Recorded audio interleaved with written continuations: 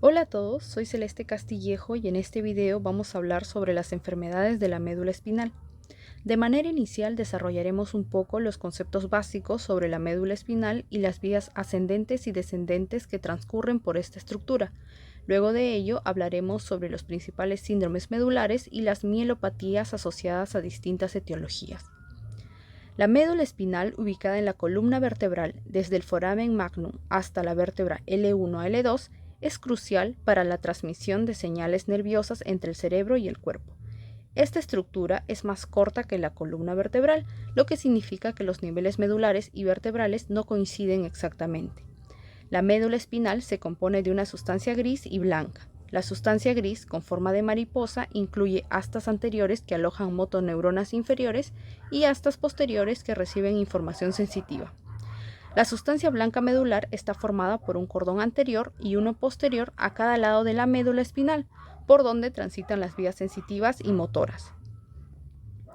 El cordón posterior, formado por el fascículo de Gracil para miembro inferior y el fascículo cuneatus o cuneiforme para miembro superior, contiene fibras sensitivas artrocinéticas, palestésicas asociadas a sensibilidad vibratoria y de tacto epicrítico o tacto fino, que decusan a nivel vulvar formando el llamado tracto del lemnisco medial para seguir ascendiendo hacia el tálamo y llegar finalmente a la corteza cerebral. Por otro lado, el cordón anterolateral incluye los tractos espinotalámicos lateral, asociado a sensibilidad termoalgésica, y anterior, asociado a sensibilidad táctil protopática o tacto grueso, que decusan directamente a nivel de la médula espinal para luego ascender hasta el tálamo y llegar a la corteza cerebral, así como los haces espinocerebelosos que llevan aferencias de músculos, tendones y articulaciones. Las vías motoras descendentes incluyen el tracto córtico-espinal o vía piramidal, que se divide en el haz córtico-espinal anterior o directo y el lateral o cruzado, con fibras que decusan en las pirámides vulvares. Los principales síndromes medulares que hablaremos el día de hoy serán 6. En primer lugar se encuentra el síndrome de la sección medular completa o síndrome medular transverso, que se caracteriza por la desconexión completa de un segmento medular de sus vías ascendentes y descendentes superiores. Esto puede ser causado por traumatismos, infecciones, enfermedades autoinmunes o compresión medular. La lesión afecta tanto a las vías motoras como sensoriales, resultando en una parálisis de la motoneurona superior y pérdida de sensibilidad por debajo del nivel de la lesión. El síndrome de hemisección medular o de Brown-Séquard ocurre por una lesión en una mitad de la médula espinal, causada comúnmente por trauma. Esto resulta en debilidad muscular ipsilateral por afectación de la vía piramidal, pérdida de la sensibilidad vibratoria y artrocinética ipsilateral por lesión del cordón posterior y pérdida de sensibilidad al dolor y la temperatura contralateral por lesión del haz espinotalámico.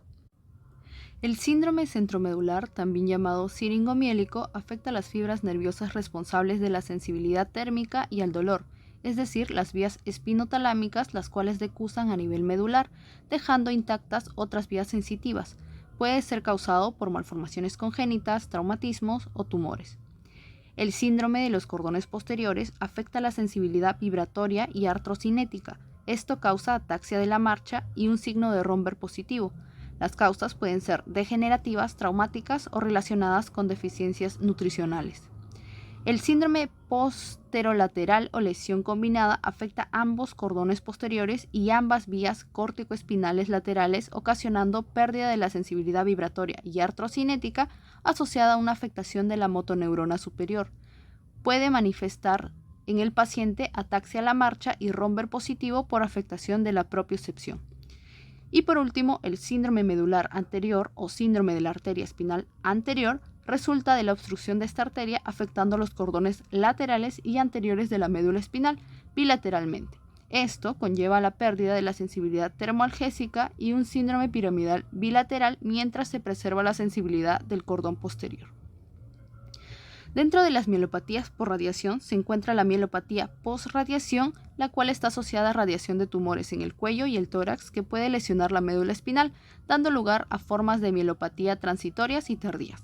La forma transitoria se caracteriza por síntomas sensitivos en las extremidades inferiores, como el fenómeno del Hermite, y suele resolverse en meses. En contraste, la forma tardía presenta necrosis de la sustancia blanca y cambios vasculares, manifestándose como un síndrome de mielopatía transversa con síntomas sensitivos y motores. No existe un tratamiento demostrado eficaz, pero se puede intentar corticoides en fases tempranas.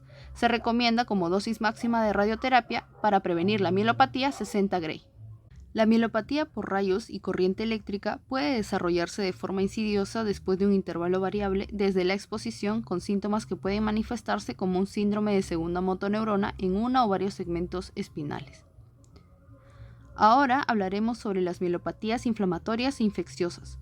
En primer lugar se encuentra la mielitis transversa, que se define como una enfermedad de la médula espinal de origen inflamatorio, infeccioso o idiopático. Afecta a todas las edades con 2 picos de incidencia en los 10 a 19 años y los 30 a 39 años.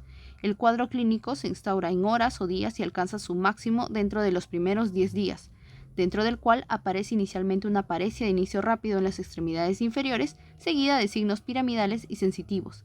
Dentro del pronóstico se considera que posterior a un cuadro monofásico, 1/3 de estos pacientes tendrá una recuperación completa, 1/3 tendrá cierta discapacidad y el 1/3 restante presentará una discapacidad grave.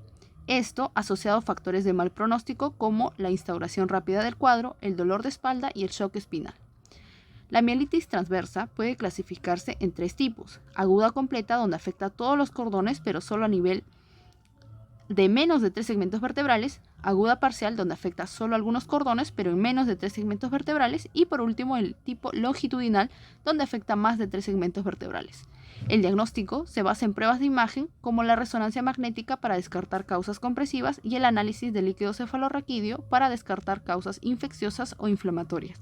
Asimismo, en la tabla se observan cuáles son los criterios diagnósticos de una mielitis transversa idiopática. El tratamiento implica el uso de metilprednisolona intravenosa en dosis de 1 gramo por día durante 3 a 5 días, seguido de una disminución en la dosis dentro de 2 a 4 semanas. Si no hay mejoría significativa después del 5º o 7º día, se puede considerar el recambio plasmático, además de asociar el tratamiento específico según la etiología, como el uso de inmunodepresores.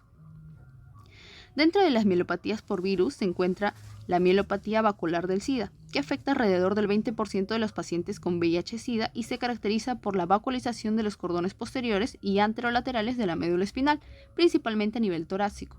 A nivel clínico se manifiesta con paraparesia piramidal asimétrica, déficits sensitivos y afectación esfinteriana. Además puede estar acompañada de deterioro cognitivo y neuropatía.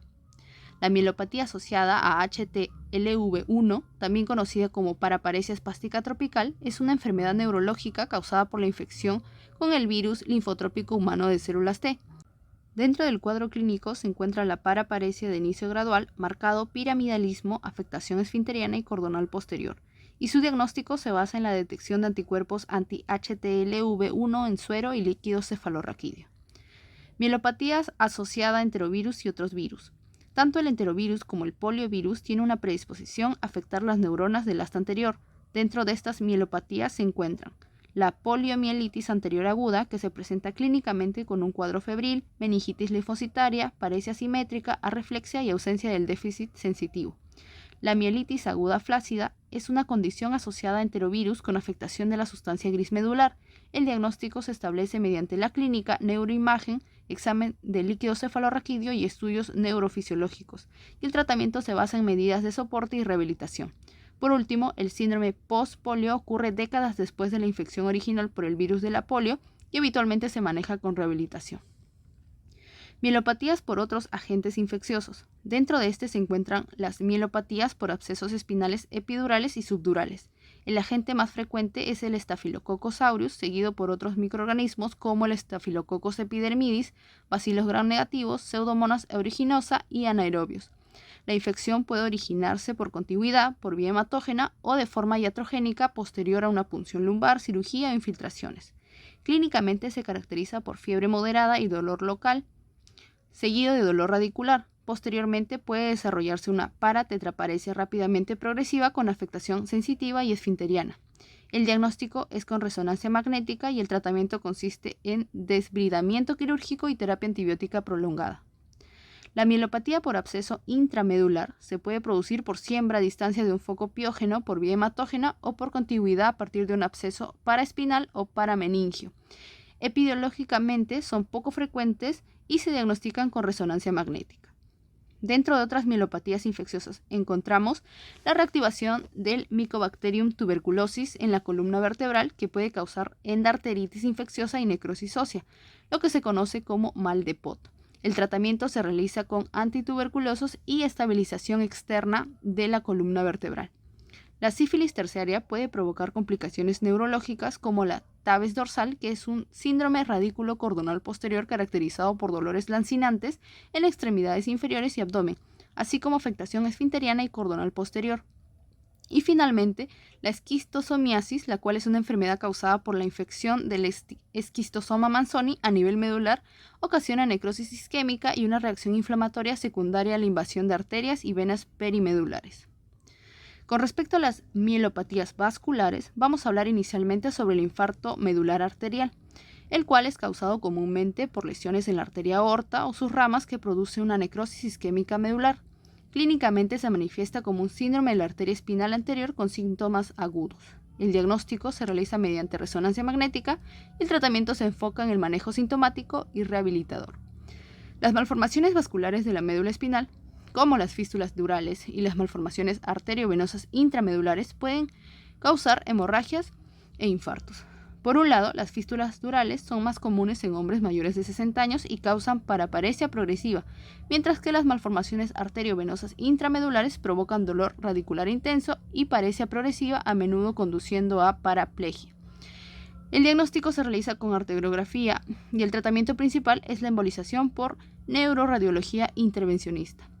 En el caso de los hematomas subdural y epidural, puede causar una mielopatía compresiva aguda con dolor local intenso.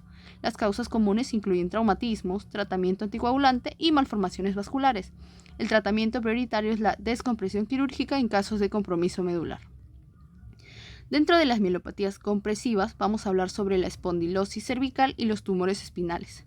En primer lugar, la espondilosis cervical es una de las mielopatías más comunes, caracterizada por la extrusión o protrusión del disco intervertebral al canal medular y su fibrosis, causando compresión medular directa o vascular.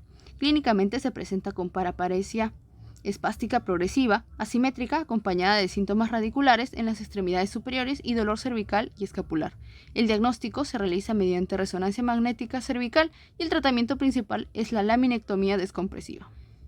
Por otro lado, los tumores espinales pueden ser primarios o metastásicos, siendo estos últimos los más comunes y generalmente presentan una clínica más aguda. Los tumores primarios suelen ser benignos, pero pueden ser agresivos clínicamente al provocar compresión medular o radicular progresiva.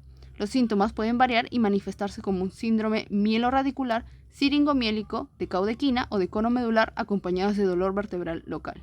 El diagnóstico se realiza mediante resonancia magnética medular y análisis anatomopatológico, y el tratamiento puede incluir descompresión y escisión quirúrgica o radioterapia según el tipo de tumor, junto con el uso de glucocorticoides sistémicos. El déficit de vitamina B12 es el tipo de mielopatía más común de origen metabólica. Puede causar un síndrome medular subagudo o crónico conocido como degeneración combinada subaguda de la médula. Esta se manifiesta con síntomas de afectación de la vía piramidal, paraparesia espástica progresiva y simétrica, y la vía sensitiva, parestesias distales, ataxia sensitiva, junto con posibles signos de polineuropatía. La administración intramuscular de vitamina B12 es el tratamiento principal, especialmente si la causa es mala absorción por déficit del factor intrínseco. Y finalmente hablaremos sobre la siringomielia, el cual es una condición caracterizada por la formación de cavidades dentro de la médula espinal, más comúnmente en la región cervical. A menudo se asocia con malformaciones de la base del cráneo o de la columna vertebral, tumores intramedulares o traumatismos. Los síntomas pueden incluir atrofia y debilidad en las manos, disociación segmentaria de la sensibilidad y síntomas piramidales o cordonales posteriores. El diagnóstico se realiza mediante resonancia magnética y el tratamiento puede incluir la descompresión quirúrgica en casos asociados con malformación de Chiari tipo 1. Se hace presentación de las referencias bibliográficas y eso sería todo. Muchas gracias.